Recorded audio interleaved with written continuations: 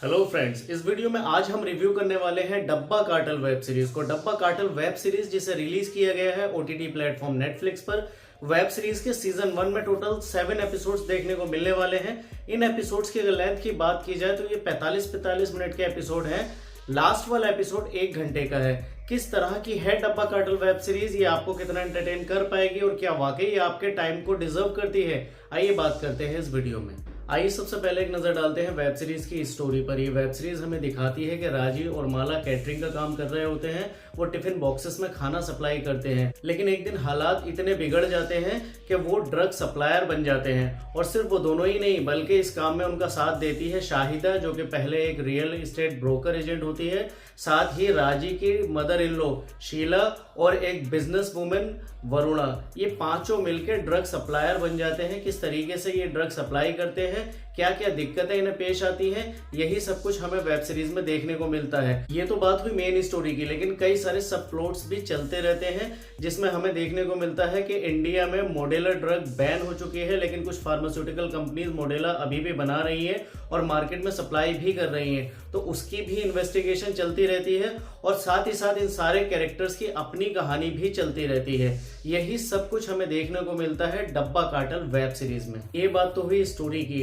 लेकिन अगर स्टोरी को एनालाइज किया जाए तो स्टोरी में कुछ भी नयापन नहीं है, फ्रेशनेस नहीं है। इस स्टोरी पर काफी सारी मूवीज और वेब सीरीज ऑलरेडी बन चुकी है। हाँ, ये बात जरूर है कि ये टॉपिक बहुत ही इंटरेस्टिंग है, जितनी बार भी देखते हैं मजा आता है। वेब सीरीज को डायरेक्ट किया है हितेश भाटिया ने। हितेश भाटिया का काम ठीक ठाक सा रहा है, स्क्रीन प्ले डिसेंट सा है। और वेब सीरीज के अगर पेस की बात की जाए तो वेब सीरीज एक अच्छे पेस पे रन होती है, पेस का इशू नहीं आता है। हालांकि अगर ऑडियंस के कनेक्टिविटी या एंगेजमेंट की बात की जाए तो वेब सीरीज पहले ही एपिसोड से ऑडियंस को बहुत अच्छे तरीके से कनेक्ट कर पाती है और एंगेजमेंट बना रहता है दूसरे तीसरे एपिसोड में भी, और लगता है कि कुछ जबरदस्त देखने को मिलने वाला है। और वेब सीरीज देखते हुए कई बार आपको the Breaking Bad web series की याद आ सकती है या नार्कोस वेब सीरीज की याद आ सकती है। इन शॉर्ट मैं कहूंगा कि वेब सीरीज ऑडियंस को बहुत अच्छे तरीके से स्टार्टिंग में एंगेज करती है और बहुत ज्यादा उम्मीदें भी जगाती है।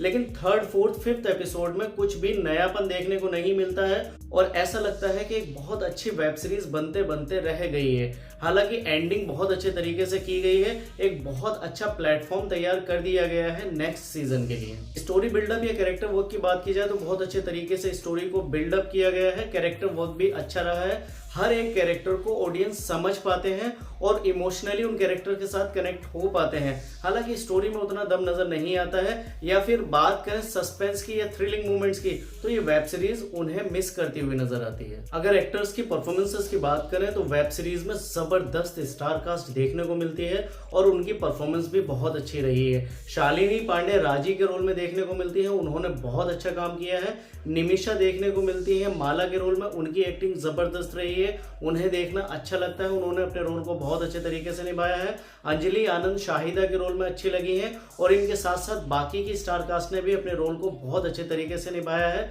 जिसमें शबाना आजमी, जिशु सेन गुप्ता और सुनील ग्रोवर भी देखने को मिलते हैं। तो ओवरऑल सारे ही स्टार्स की एक्टिंग बहुत अच्छी रही है। Now coming to the final conclusion, क्या आपको ये वेब सीरीज देखनी चाहिए? तो मैं कहूंगा जी हाँ, ये वेब सीरीज देखी जा सकती है अगर आप एक नॉर्मल ऑडियंस है और अगर आप इस वेब सीरीज को द ब्रेकिंग बैड या नार्कोस से कंपेयर नहीं करने वाले हैं तो आपको जरूर इस वेब सीरीज में मजा आएगा। वेब सीरीज की स्टार कास्ट जबरदस्त है, उनकी परफॉर्मेंस भी एकदम A1 क्लास है। लेकिन हाँ, ये जरूर है कि स्टोरी में नयापन नहीं है, हालांकि स्टोरी इंटरेस्टिंग तो है।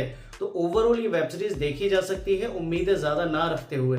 वेब सीरीज को मैं एवरेज से थोड़ा सा ऊपर रेट करूंगा। वेब सीरीज के लिए मेरी रेटिंग होने वाली है 3 आउट ऑफ 5। ये था मेरा रिव्यू डब्बा कार्टेल वेब सीरीज को लेकर। रिव्यू आपको कैसा लगा आप कमेंट करके बता सकते हैं, या अगर आप ऑलरेडी ये वेब सीरीज देख चुके हैं तो वेब सीरीज आपको कैसी लगी आप कमेंट करके बता सकते हैं। मिलता हूं आपसे अपने अगले रिव्यू में, तब तक अपना ख्याल रखें, बाय।